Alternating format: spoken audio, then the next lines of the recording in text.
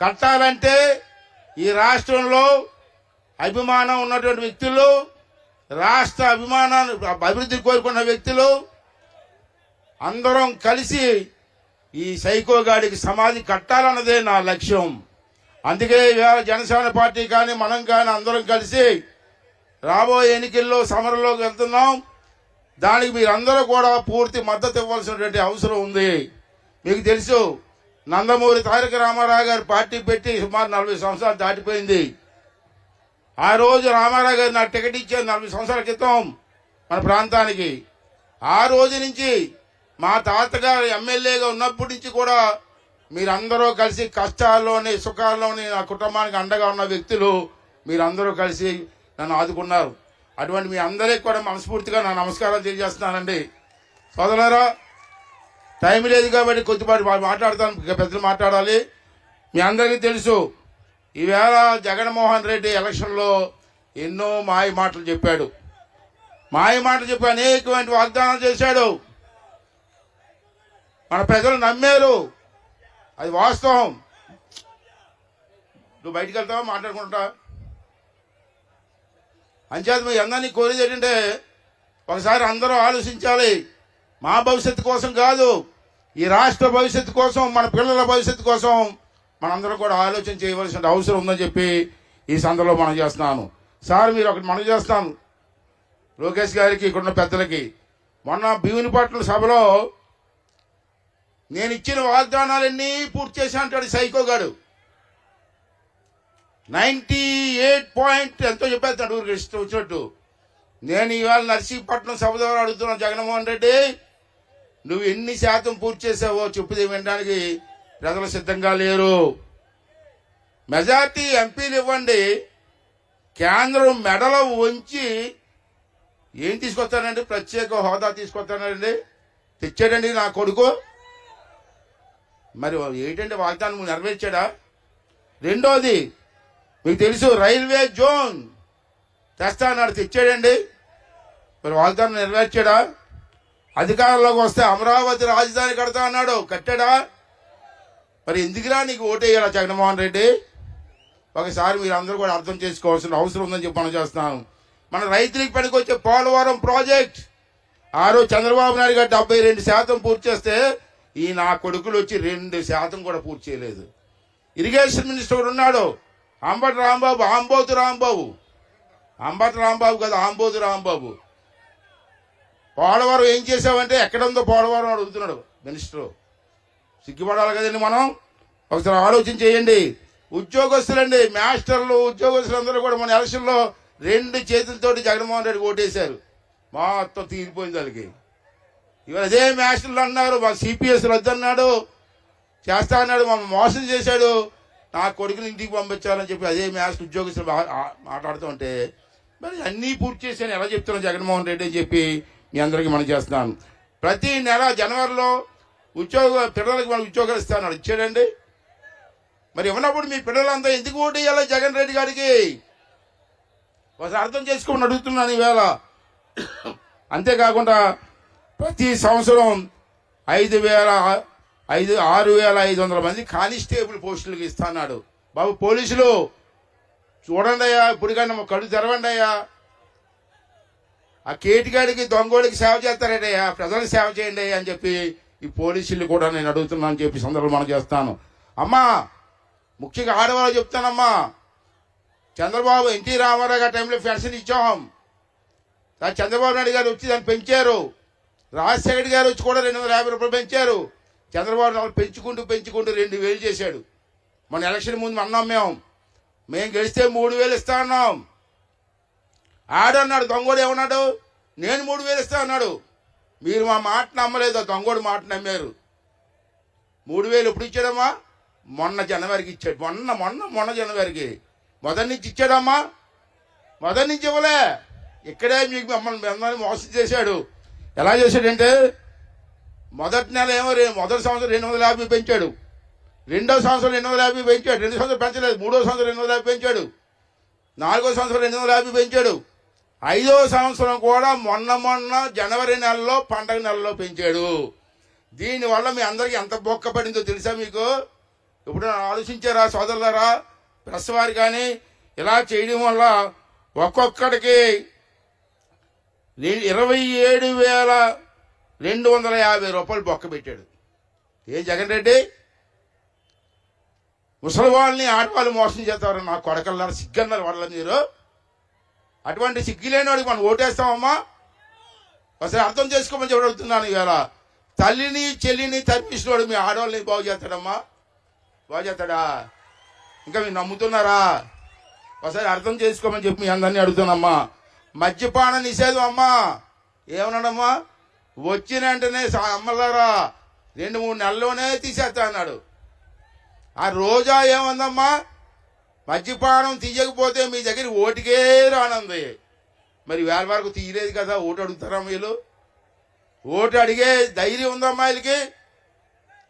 అమ్మ ఒక విషయం, మనకు అప్పు కావలిస్తే భూమి తనఖా పెడతాం, బంగారం తనఖా పెడతాం. ఈ దొంగనా కొడుకు బ్రాందీ షాపులు తప్పు తెచ్చాడమ్మా. నేను రాజకీయాలకు వచ్చిన 40 సంవత్సరాలు అయింది. బ్రాందీ షాపుల మీద అప్పు తేడం నేను ఎప్పుడూ చూడలేదు. ఎంత తెచ్చాడు తెలుసా మీకు? 8,300 కోట్లు అప్పు తెచ్చాడు. వడ్డీ ఎంత తెలుసా? 9.62%. ఎన్ని సంవత్సరాలు తెలుసా? 20 సంవత్సరాలకు అప్పు తెచ్చాడు. వీడు 3 నెలలు జైలుకి పోతాడు నా కొడుకు. 20 సంవత్సరాలకు అప్పు తెచ్చాడా? ఇది న్యాయం అమ్మా? ఇది ధర్మం అమ్మా? ఒకసారి ఆలోచన చేయవలసిన అవసరం ఉందని చెప్పి మనం చేస్తానమ్మా. ఇదే కాకుండా కరెంట్ ఛార్జీలు పెంచాడు, నిత్యావసర వస్తువులు పెంచాడు, అదేవిధంగా ఆఖరికి చెత్త మీద పొండేసి చెత్త నా కొడుకు అమ్మీడు. వీడికమ్మా మనం ఓటేస్తాం. ఒకసారి అర్థం చేసుకోమని మనం అందరిని అడుగుతున్నామ్మా. అంతేకాకుండా ఇవాళ లోకేష్ గారు నేను కలిసి కొన్ని రోజులు నేను లోకేష్ గారు కలిపి పంచాయతీ మినిస్టర్ చేసాం.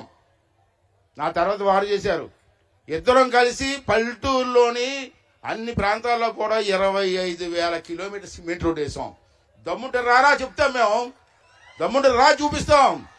నువ్వు వచ్చిన 5 సంవత్సరాల్లో నువ్వు ఎన్ని కిలోమీటర్ సిమెంట్ రోడ్ వేసో ధైర్యం ఉంటే రారా మాట్లాడుకుందాం అని చెప్పి ఈ సందర్భంలో మీ అందరి ముందు మాట్లాడుతున్నానమ్మా.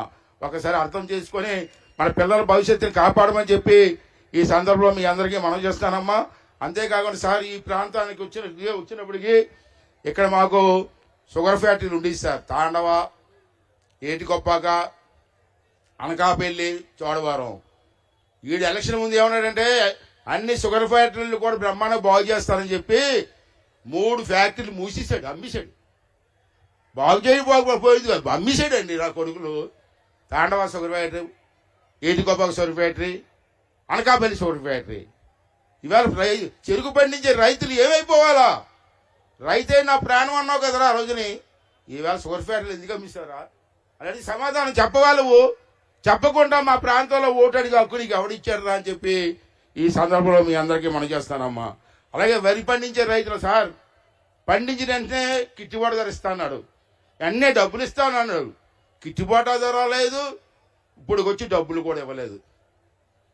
మరి పండించే రైతులు ఏమైపోతారు సార్? ఒక్కసారి మన ప్రభుత్వం వచ్చేది ఆలోచించాల్సిన అవసరం ఉందని మనం చెప్తాం సార్. అంతేకాకుండా టిట్కో ఇల్లు సార్, చంద్రబాబు నాయుడు గారు నర్సీపట్నం మున్సిపాలిటీకి సుమారు 2,300 ఇల్లు ఇచ్చారు సార్. బ్రహ్మాండంగా ఫ్లాట్లలో కట్టాం. 2,300 ఇల్లు సైట్ ఇచ్చాం. ఇక్కడే సార్ పక్కనే, ఈ కొండ పక్కనే బ్రహ్మాండం కడితే 5 సంవత్సరాల నుంచి ఒకరికి ఇల్లు ఇవ్వలే. ఇల్లు అన్ని తుప్పు పట్టిపోయింది, ద్వారబంధాలు కనబట్టలేదు, తలుపులు కనబట్టలేదు. వాళ్ళకి ఇల్లు ఇవ్వంటారు రంకుపోగుడా అంటే ఒక్కరికి ఇల్లు ఇవ్వలే. ఇదేం గౌరవం సార్? ఆ రోజు ఎలక్షన్లో ఏమన్నాడు సార్? నర్సీపట్నం వచ్చి బ్యాంక్ అప్పు ఉందా మీకు, నేను వచ్చిన తర్వాత మొత్తం బ్యాంక్ అప్పు తీసేస్తాడు సార్. ఇది అబద్ధాలు చెప్పాడు. ఈ ఆడవాళ్ళు నమ్మేశారు సార్, మా ఆడవాళ్ళు అందరూ నమ్మేశారు. నమ్మేసి ఓట్లు వేసేసారు. 5.5 సంవత్సరాలు అయింది, 1 పైసా అప్పు తీర్చలేదు సార్. ఇప్పుడు బ్యాంక్ వాళ్ళు ఇంటికి వచ్చి 90,000 వడ్డీ అయింది కట్టమంటున్నారు. 90,000 వడ్డీ అయిపోయింది. ఈ రోజు కూడా ఇల్లు ఇవ్వలేదు సార్. 2,300 మంది డిపాజిట్ టికెట్ అలో పొలోమని ఆడవాళ్ళంతా ఎడుతుంటే కనీసం పట్టించుకోవట్లేదు సార్. మనం ఇచ్చింది సార్ ఇల్లు, బాబు గారు ఇచ్చిన ఇల్లు సార్, కేంద్ర ప్రభుత్వం వాటాలు ఇచ్చింది సార్. అంచేది మనం వచ్చిన వెంటనే తమ బాబు గారితో మాట్లాడి ఆ ఇళ్ళన్నీ కూడా మన ఆడవాళ్ళందరికీ చేతుల్లో పెట్టి వాళ్ళ రుణం తీర్చుకోవాల్సిన అవసరం ఉందని చెప్పి ఈ సందర్భంలో మీ అందరికీ మనం చేస్తున్నాం సార్.